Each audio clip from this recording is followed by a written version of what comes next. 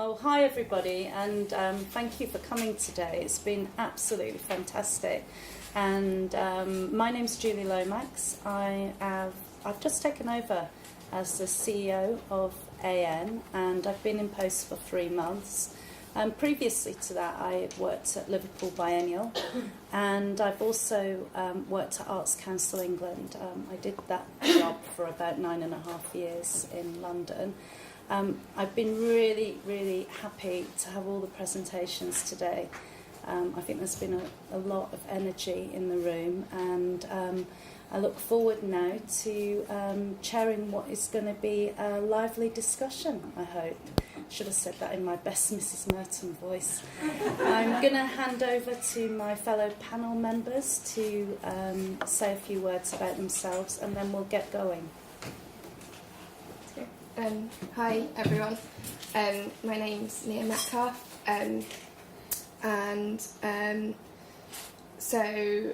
just a really brief sort of summing up of my career. I studied fine art at Nottingham-Trent University, and then I realised when I wrote down all the jobs that I'd done since leaving university that every single one of them had been by accident. So I sort of planned to study fine art, and then everything else just happened to me. I moved to Cardiff after graduating and got a job with Arts Training Wales, and the funding got cut, so I got made redundant, and I went to work at Cywaith Cymru, which was like a public art organisation, and it also ran residencies with artists. And then that merged with another public art company to become Savler. So I worked there for a bit, sort of project management mainly, and then I got made redundant from that job.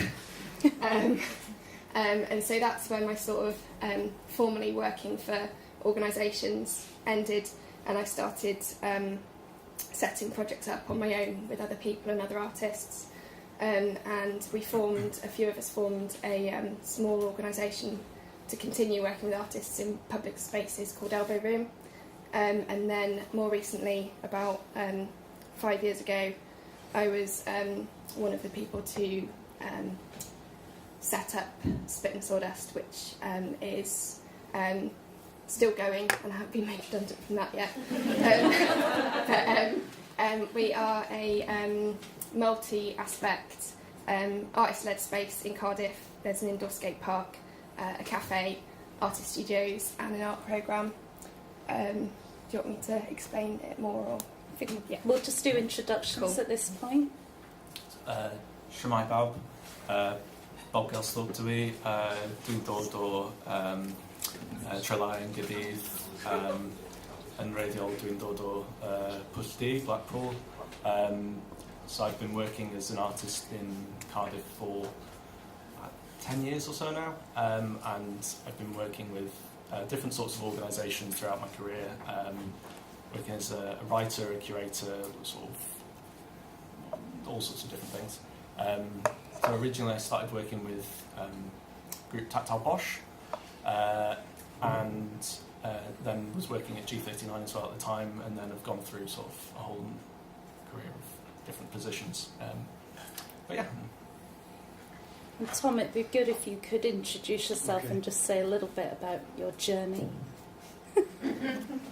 I'm Tom Goddard. I'm from Cardiff, and I'm back in Cardiff. That's my journey. No, sorry.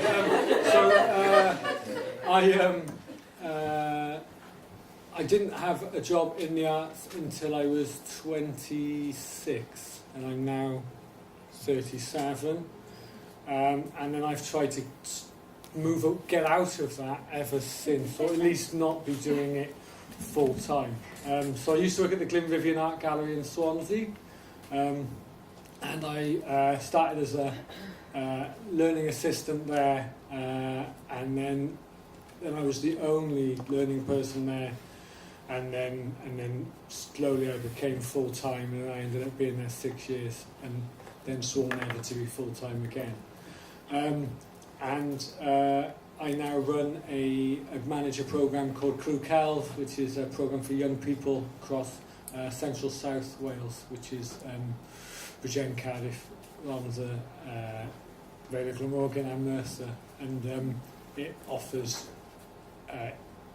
informal and extracurricular activity for young people in the arts, and is in the same universe as a Donaldson report and Lead Creative Schools and those kind of things. So that's kind of, and I also am an artist as well. And I find both of those, I have to do the two things, otherwise I wouldn't do either. So just thinking about this morning and all of the different presentations, and also this afternoon, I pulled out a few words here that I think were quite important that have come out of those presentations. So I've got punk, DIY, advocate, lobby, fans, experiment, permissions, discipline, working practices, success, sustainability, worker, collaboration, and working together. And I think what we really want to get into today now as the discussion is this is a very disparate group of practices and approaches to practice and approaches to organising practice. And I think what I'm really interested in is this idea of how in a city like Cardiff you can work together, and also how those different portfolio careers are bringing different skills to each of the artists, not so much the institutions, but also, you know, how artists can work together. And I'd be really interested in hearing more about your different experiences of both working in Cardiff and then collaborating, not just on your own projects, but those wider projects.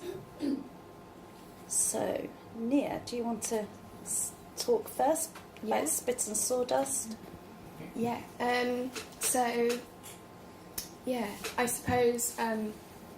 So I see my role, or one of my roles, at Spit and Sawdust as finding ways to support artists to make their work. I mean, I try to make work as an artist, but I wouldn't really call myself an artist. I sort of think that the creativity or the sort of my practice is mainly curatorial and helping other artists. And so we try to look at Cardiff and see where there might be gaps, see sort of the spaces that we could fill, and try to offer opportunities that are valuable and useful for artists.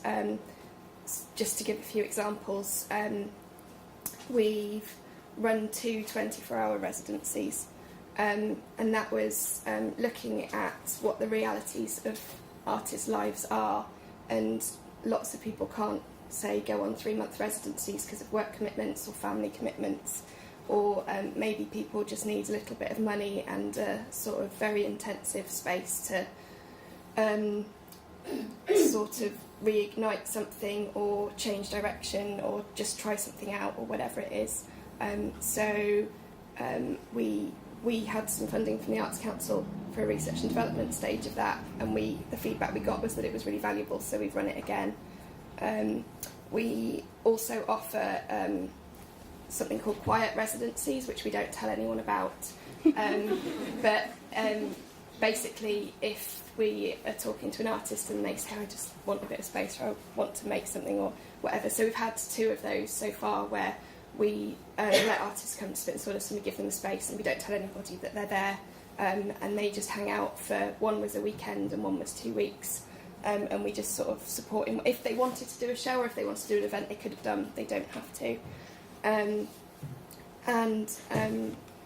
So things like that. We're kind of like always thinking what we could do with what we've got to, help artists and work maybe in ways that they can't at the moment. And what are your challenges? Money. I've got a really long list of challenges. I think it'd be good to share them actually, because they're probably shared challenges. Well, I mean, it was quite interesting actually when we had the inventory of behaviours, because I was sat next to somebody and we smiled because actually a lot of those behaviours you could recognise in yourself, both in work and, you know, and going into the studio.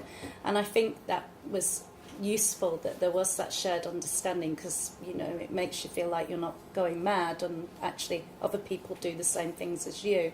So it'd be great if you did share some of those challenges, because I expect there are other people here that are going through this.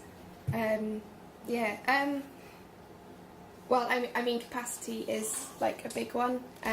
We work really, really hard, and we're quite serious about what we do, and I don't think that always shows on the outside, because we're a bunch of artists and skaters, and so that has people have a certain perceived notion of how we are, and actually we work really, really hard, and there's so much to do, and 4 of us run Spit and Sawdust, and we spend like most of our time making soup and flapjacks and running a cafe and running a skate park, and so actually almost like all of my time, I'd say like 90% of my time is doing that and not doing anything creative. And so like just being asked to be on this panel, I was like, oh god, I'm slightly like underqualified or underknowledgeable, because I'm not aware of a lot of cultural stuff that's going on, because I'm just making burgers or whatever. So, and it's really frustrating, but what that does means that we can be mainly self-sustaining and self-funding. But I suppose, yeah, capacity is a really big challenge for us, and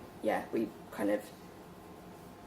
literally sort of on the edge of, you know, managing to make enough money to then do the other things that make it worthwhile for us to do them, because we are an artist-led space, and we want to approach things as an artist-led group, and there's a tipping point where you're making too many burgers and not enough exhibitions.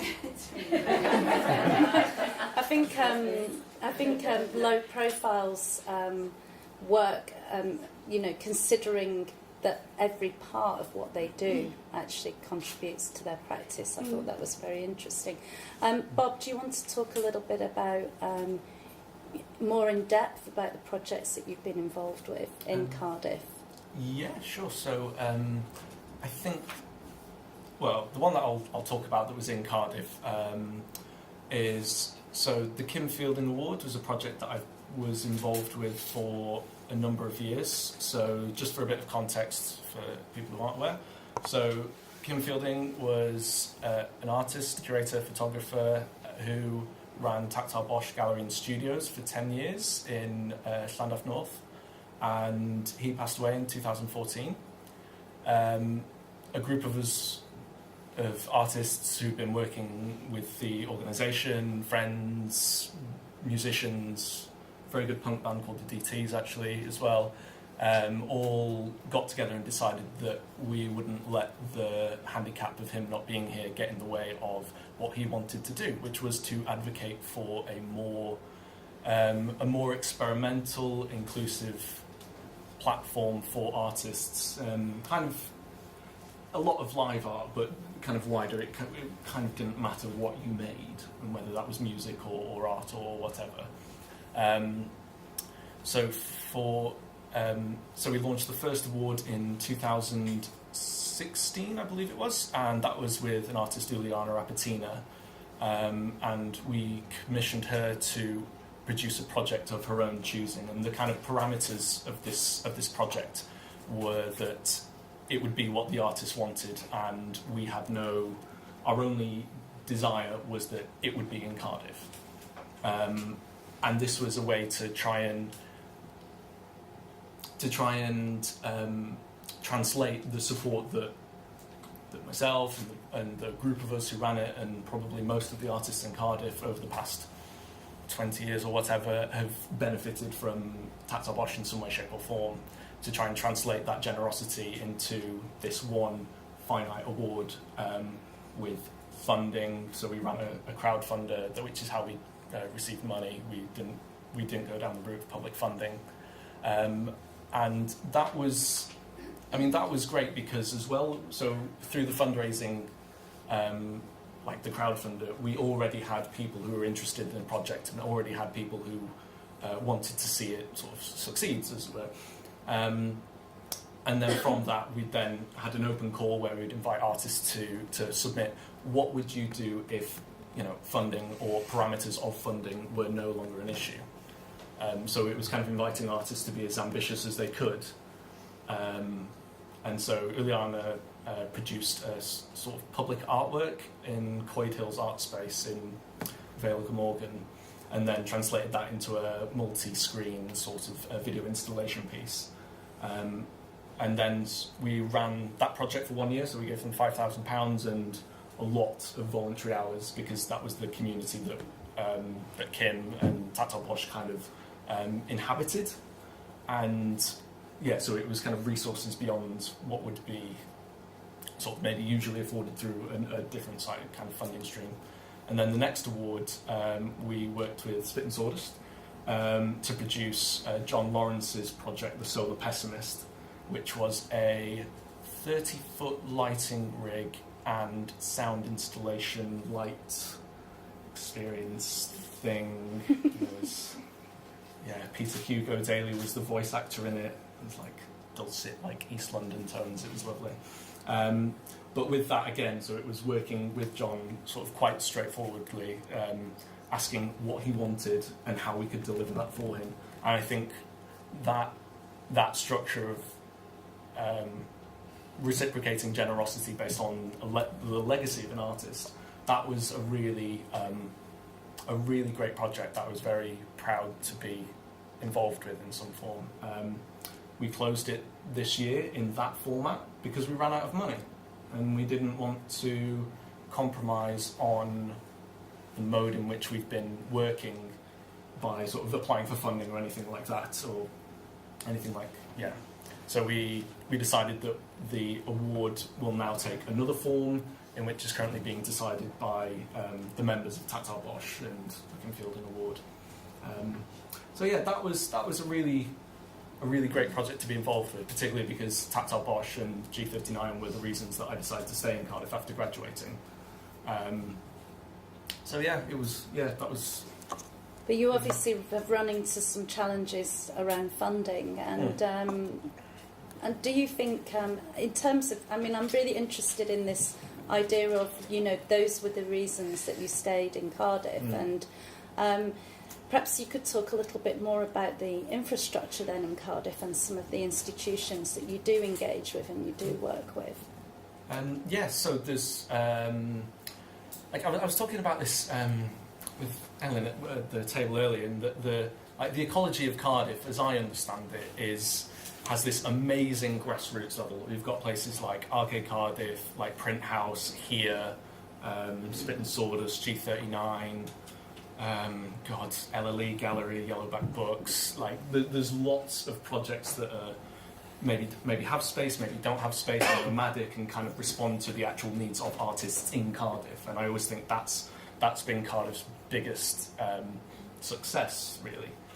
When we start getting a bit further up the ladder and we look at middle tier galleries sort of things, or the Kunstvereins and that sort of thing, we've got Chapter, and then now we're starting to go outside of Cardiff and we're looking at like Oriel Davis, and then to go maybe a little bit further up, we've kind of got Mostyn in Llandudno and the National Museum in Cardiff, and then that's kind of, yes, I mean, as far as I... Oriel Mersey. Yeah. There's a lot of different sort of different types of galleries and different structures that exist. But yeah, the ecology is not maybe as healthy as it could be in terms of maybe like another. If there was, for example, another sort of institution or another group or anything like that that could provide major, consistent support for its artists or something like that, then that would be a really interesting step forward. So Tom, Adam unfortunately hasn't been able to come today. I think he's probably, my experience is usually with politicians is they do get tied up in meetings. But do you want to say a little bit about, Adam was going to talk about this idea of a new gallery. Do you have any comments? Or is it a no comment? I think what Bob was saying about the infrastructure of Wales, I mean,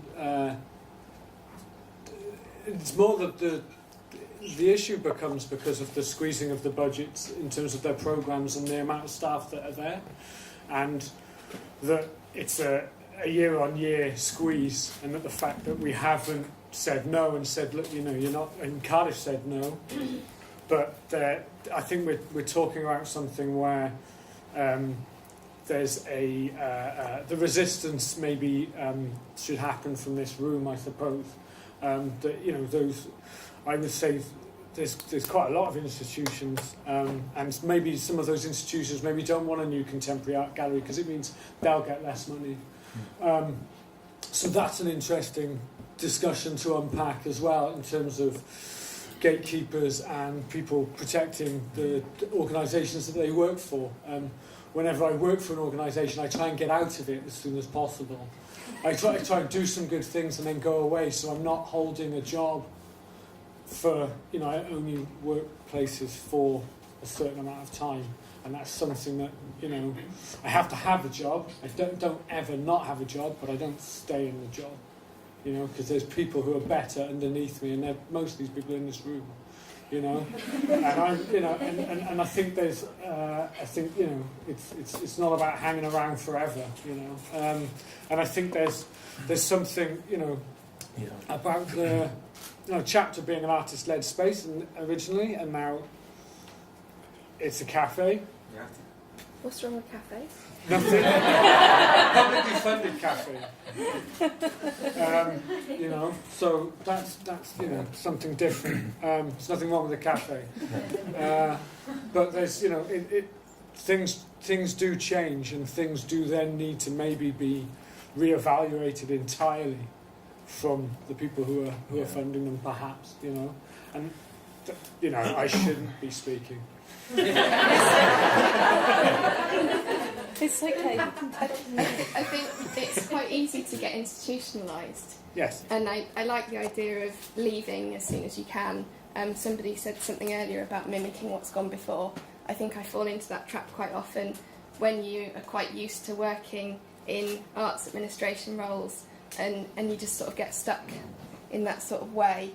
I think it's really good to try and challenge yourself to think that things you think are important aren't, or whatever. So it's quite a good tactic to have to sort of, do that thing rather than getting bogged down in organisational politics or whatever. I catch myself doing that sometimes. I think there's always a balance, isn't there, between the sort of lure of the new, because obviously, we could look at, if we looked at London pre-Tate Modern, London had a different look and feel in terms of its infrastructure and the galvanisation and the interest in visual arts. But also, that comes at a cost, because obviously it does cost a lot of money to run an institution like Tate Modern. And just as an aside, actually, linking back to the last session, actually Tate Connects, that model at Tate Connects is that you get, it's like a studio. So what you get there is the time and the space. So you don't get paid, actually, if you go into Tate Exchange. So that's just for clarity. I've done a project there previously. But that was an aside. But yeah, the lure of the new, because obviously a lot of local authorities, governments, etc., they're trying to attract people into the city. And the big, bright new thing feels like that's where they can attract people. But actually, it's the grassroots that are creating those conditions for artists to stay in the city. And I think we had a really interesting conversation over coffee at lunchtime. And, one of my observations is that, that there isn't, it's hard to connect to the market when you're outside London, and perhaps there should be more initiatives around connecting that grassroots with the market. Although I do, take note today that actually, how do you connect with that market if it's not a market that shares your values? So that's a whole other discussion, I think, probably in a whole other session. But yeah, I'd be interested really to, hear about how you collaborate and where perhaps more could be done in terms of, connecting the grassroots and making that stronger. Yeah, I mean, I think amongst the grassroots organisations in Cardiff, there's a really good sharing of information and knowledge amongst people sort of working within these organisations. Like Made in Roath is a fantastic example of an organisation working with the people on its doorstep, with the organisations within its sort of postcodes, as well as outside of it. And I've always been really impressed about how they kind of they're really pushing for, like, they have a really interesting programme, and it's all in the sort of CF24 sort of postcode in Roath. And it's interesting to maybe take that model and then apply that to maybe Cardiff or Wales further and seeing how that might work. But again, it's an issue of capacity. And I think that's why I saw in a report a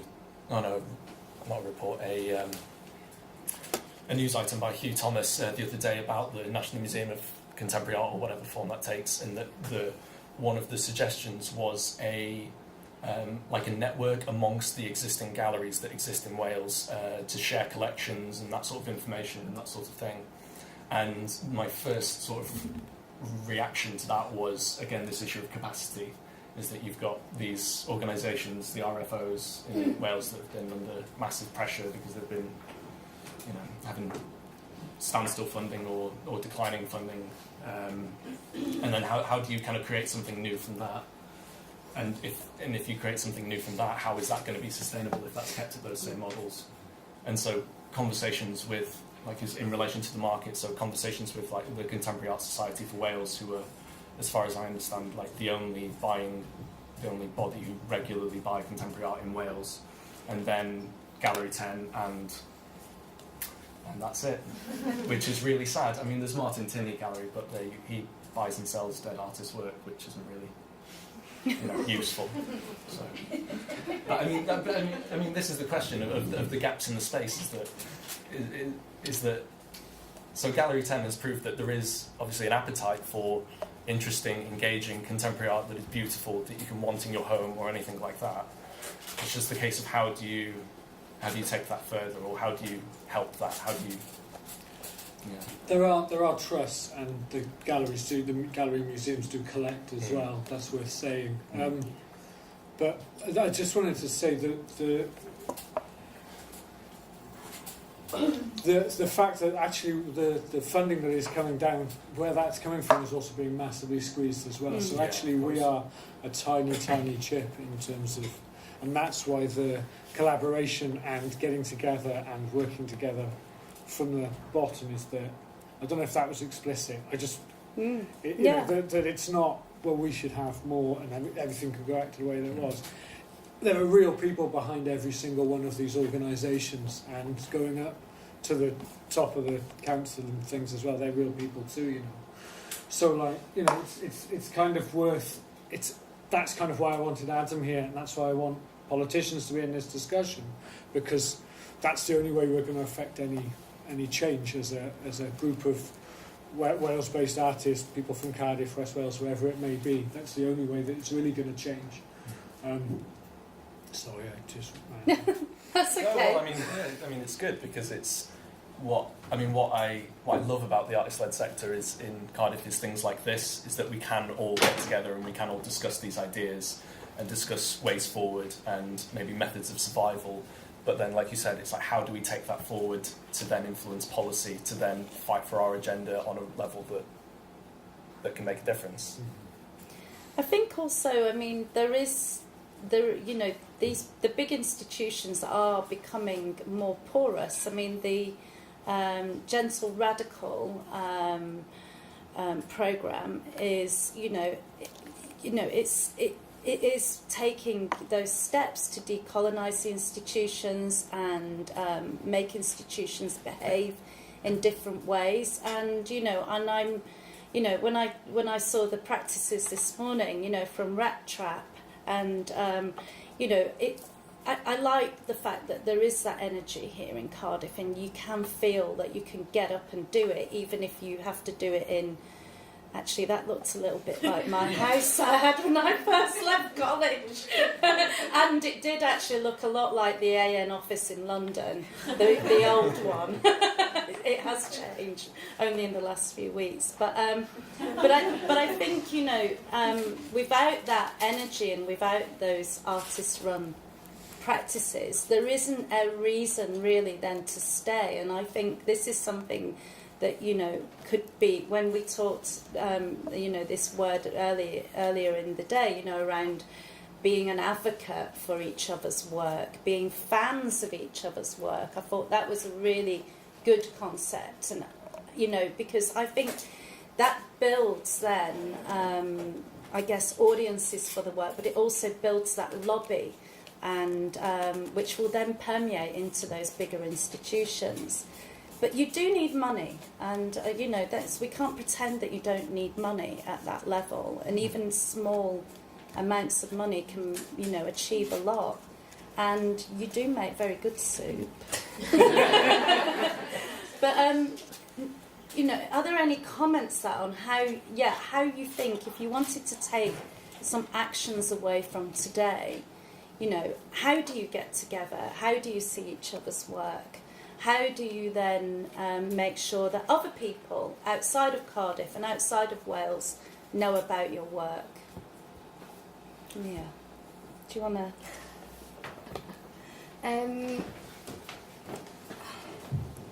Yeah. I can't answer that. I think it's just about being sort of like generous with your time, with going to see your mates' shows and going to see the shows that are on your doorstep. Go to see the shows in Plymouth, go to see the shows wherever. Rest of Wales. Rest of Wales, of course. But yeah, it's about, using your time appropriately and being able to sort of, when you can, go see shows and talk to people, because they're in the exact same situation as us. Yeah, I mean, if you've done something where you've probably given most or all of your time for free, and you've put all of your effort and your love into it, you just want a big audience, don't you? Yeah. And everyone has that feeling like 10 minutes before the opening of, is everyone going to come? And it's really horrible, and like I get to that point every time, I'm like, why did we do this? Yeah. And yeah, it'd be nice to sort of be more secure in thinking that that's not going to happen. Yeah. And also, like, once something's busy and successful, it just sort of, the ball carries on rolling, and yeah. Good. We've got some time for questions. Can I say something? Oh yeah. Sorry. I think the other thing that I think is really important that people have talked about today as well is actually just looking after each other, like actually caring for each other. Like, forget about the art and everything, and just make sure everyone's okay, because that means you'll have a stronger community of artists here. And if someone's angry, actually like talk about them, why they're angry, and try and like actually you use that as energy, like I think you said, and Ria's talked about a lot. It's like, actually we're not all okay. It's like, this is it's really hard. AN knows how hard it is. And that's why they've been creating the resources that they've been creating.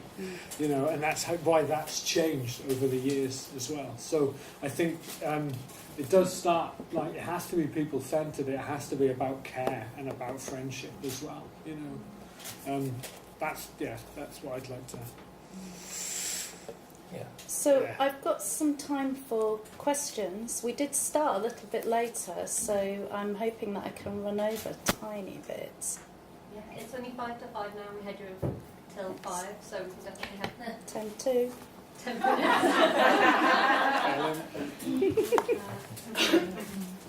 So, Hannah, I've got some. Ellen, question? Hiya, dwi'n... Hannah. Oh, no, you've got to just give me Siarad one Cymraeg, second. I'll felly. pass the Because we're recording it, I think you need the mic round. Hold it quite close to your mouth when you're speaking. Hiya, helo. Mae'n cwestiwn i ynglyn â'r cyllid fwy na ddim byd. Ydych chi'n meddwl bod ni wrach yn dibynnu gormod ar gyllid gan pobl eraill yn hytrach na os ydych chi'n edrych ar yr un o daleithiau maen nhw'n dda ofnadwy allan gynhyrchu cyllid eu hunan. Felly, ydych chi yn meddwl allan bod yna stigma yn erbyn pobl sy'n gweithio yn y celfyddydau rhwng mynd yn commercial os ydych chi'n artist-led yn bynnag. Sut ydych chi'n meddwl bod ni gynhyrchu arian yn hunan yn hytrach na dibynnu ar gyllid gan pobl eraill? Dwi'n meddwl bod wedi No. Well, I mean, through doing exactly what Rat Trap do, as an example, is that your sort of process of, you know, selling tickets, selling booze at the bar, that sort of thing, I think that's a really good way forward. I mean, that's what Tactile Bosch did for years. And as well, like, with Yellowback Books here, it's really good to be able to share other things from artist practices. So, yeah, selling ephemera, like that sort of thing. I don't know. Sorry, just i ateb cwestiwn na. O ran, dwi'n gwybod bod hynny'n cynhyrchu chydig bach o arian, ond sut ydyn ni'n gynhyrchu lot o arian?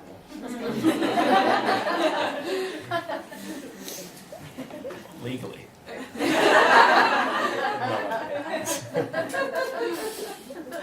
I think from a university perspective, I think sometimes there's a snobbishness that you should struggle, that you were talking about, this genius artist idea, that actually students are often taught to make the pure art and to be doing that, and actually if you're selling work, you're selling out.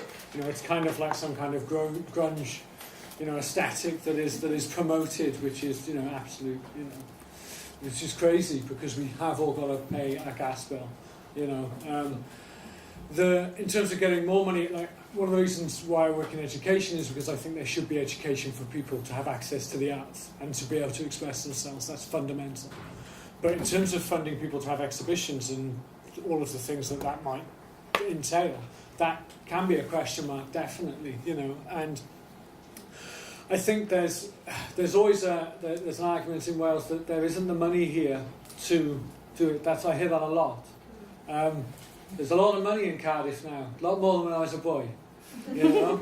And I think there's a lot. There's, you know, like Jane Simpson in Swansea. There's people who are aware of that, who have come back to Wales and are thinking about how they can get into the, like, footballers' money. I know something, but like, you know, there are Premiership football teams in this. You know, one now, just so I want to make that certain.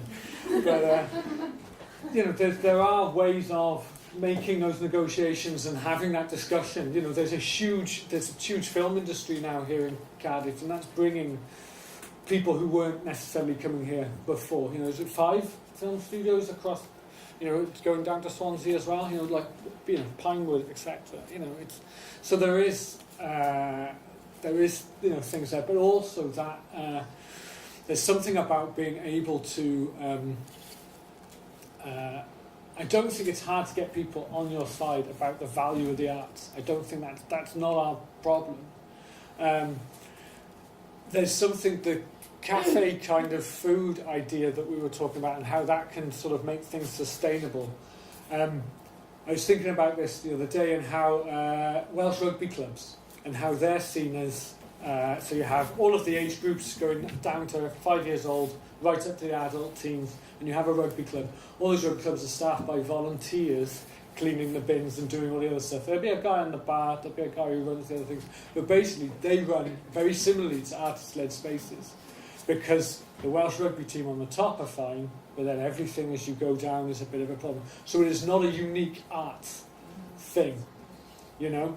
And I don't know how I link up the rugby club and the artist-led, but it's something I've been thinking about and actually saying that we have very similar problems, actually. They've got pitches and bars, but we've got, you know, this place, I don't know what, I'm not sure what the time frame is on this place, but, you know, there's a ticking time on this, isn't there, Sarah, as well? Sorry. That's all right. No, in terms of how long you've got in this actual building now. Yeah, I mean, it's this piece of land has been for development for 20 years, as you know, we've done before. Yeah. But like lately, literally, they keep moving the goalposts, but for about a year and a half. But again, they said that was last year. Yeah, So yeah. it's a big question mark. But I think if you can create critical mass and value, then you can sustain what you're doing. And I think the fact that you are doing the, the semi-commercial, so that you're free to experiment, and so that you're not having to, fill in forms and actually, do all of those reporting and, making sure that what you do conforms to a particular set of rules is really interesting. And it's really, I would suggest it's really about getting that out and about in the wider world. And when we were talking at lunchtime, probably not many of you know, because a lot of you have been in touch with Hannah. Hannah actually, that's Hannah who works for AN. Hannah actually lives in Sweden. If you didn't know that, you wouldn't know it. And I think that's what is very interesting about today's economy and the way that we connect in the world. We don't have to, in the way that we work, specifically say that we are just in one place. And I think that's how you can connect both internationally, and I know you have those international connections as well, and how we can connect to those markets if they're the type of markets that you're interested in. So it's really about also promoting yourself. When I was in Dundee, there was an artist-run space in Aberdeen, and that's what they were doing. They were connecting to people through their social media and doing rather well at it, actually. Do you want to... Yeah, I haven't got a get-rich-quick solution. But I do think that, I suppose the premise that Spit and Sawdust is set up on is that we can sustain ourselves. I mean, we have had 2 lots of Arts Council funding for bigger, more expensive projects, but we run our main programme with our income from the cafe, and it pays for people to live a very basic life, but it's a life that we've all decided that we want to live. And there's something, it's quite, I don't know what the word is, but it's rewarding. So, but I think that, everyone wants to drink and eat, and so if there's an artist space that's providing that, you can support it. We try, whenever we need something, we try to get it from an artist before we get it from a company. So, artists are very multi-talented and all have day jobs and other jobs, and so there are ways, if you have a pot of funding, to be able to share it out to more artists. So those are just sort of very small ways. I'd love it if our cafe made more money and we could be funders that did what you do with, so we talk about that all the time. If we could just be in town or sell a bit more booze, we could do some amazing artist commissions and just do whatever you like. But yeah, so it's an aspiration of ours to sort of try and do that a little bit more and support artist practice in a with a sort of no strings attached kind of way. And I think that responsibility is what you're talking about. You have that responsibility, you have that vision for that kind of thing. There's also something that Kerry and Sophie were talking about yesterday, and I think it was in your presentation as well. But the idea that when someone comes through the artist-led and becomes something up here, they'll actually have a responsibility to then actually shout back down and support back down as well. And that actually doesn't happen a lot, really, when we think about it. When people come through these things, often they don't then... they just go off.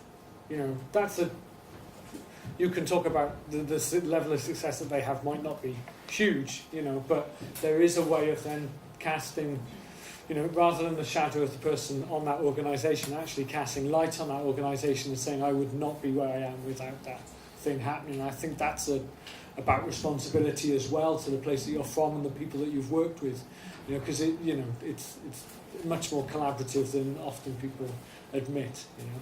I know G39 isn't really here today, but I think we all owe quite a lot to G39 and to Anthony and Chris, because I think they've done amazing things in Cardiff. Yeah, And Cinzia, and Sam, And Mike, and Sean. and everybody else. Okay, have we got other questions? I've got one over there. I'm not from Cardiff. Can we just... I'm not from Cardiff, but my daughter's just sort of moved here going to Met. And but because you're going on about cafes and arts and everything, now in the village where my mum lives is a mill, and downstairs they have like the cafe bit, and they have like paintings of different artists. They've made a sort of friends of the mill, and they've got the artists there putting paintings all around the bottom. And upstairs they made it into a gallery space. Now it's got 2 rooms so that you can put everything around. But then the lady downstairs, she started getting these parties, like 30 ladies coming wanting to have tea parties sort of thing, which brings in quite a bit of money. But my friend, it's all volunteers that are helping to set up all the gallery and everything. Every time that happens, they get a bit fed up because you have to move all the art stuff, and that's not really fun. It's all sort of so everybody starts to get a bit fed up with all the work, moving everything around. But now they've moved it, and now they've kind of come to a thing where they've arranged it and arranged all the work in a way that you wouldn't have to move it. You know, but it's and the tables for the little parties, when that's not on, they just put little drawing things and things out for people to come in and kids to be able to draw and make little things in the meantime when there's not a little party, and that's a gallery space again. Because my friend was saying when you draw the line, when it's a gallery, it's got a different feel to it to when it's a cafe. So people don't stop and look at the art in the same way. It's just he was talking to me about this the other day, so it's just makes me think. Because I hadn't really thought about how people go into a gallery and walk around and look at it, to if they're going to a cafe and sit in. But with this, and the way it's laid out now, she won't have to move it around. Tables can be used as a workshop table for drawing and things, and the parents can walk around and look nicely at everything, get little things for sale. You have the expensive things, you know, some pieces that are £300 or more, and some things that are £3.50 produced, and some, there's another little thing for range humour, and people just donate loads and loads of wool there for the lady to make things. You know, and so it kind of is an all-round thing. It's running over slowly, but I'm going to have to call a bit of time on that, just mainly because we are running over time. Yeah, no, I mean, that's a great example, really, of how, even in this, as you say, in a very small place, the artist's activity and the fact that there is space to show artists' work can happen, basically anywhere. I think just to wrap this up, because I don't want to go over time too much, especially as we will hopefully all be going to G39 later. But I just really wanted I've been asked also to talk a little bit in this session, and we won't have time to do it, so a bit like Thought for the Day, I'm not going to bring it back to God, but I'm going to bring it back to one of the things that we originally wanted to get out of this session, which was around collaboration and sustainability, and supporting each other's practices, creating that critical mass, and also, having time and space to experiment and to have the difference and the diversity of working practices. And so I'd really like each of the panel members just to give some final words of wisdom. And if not, you can talk about public art, because that's the God bit.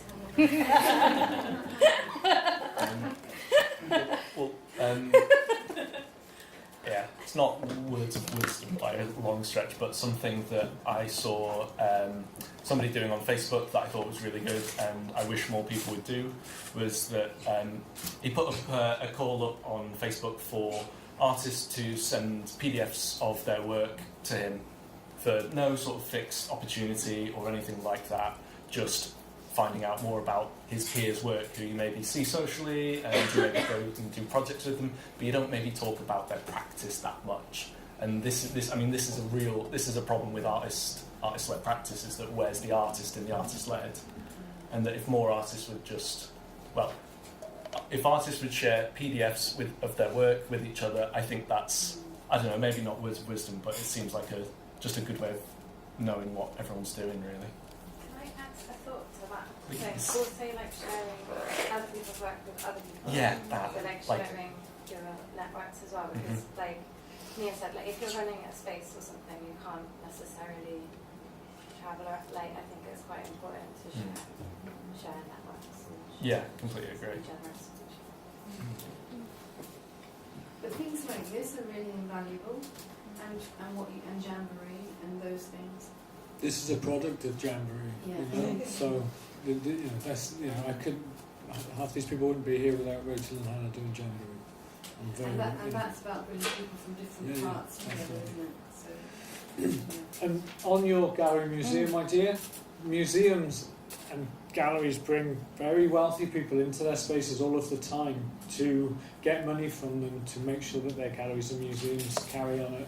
They don't move the art out of the way, they just maybe don't put them in that room. But I think it's on the micro and also on the big level as well. Or you can have your wedding there as well, if you wanted to. I believe in weddings.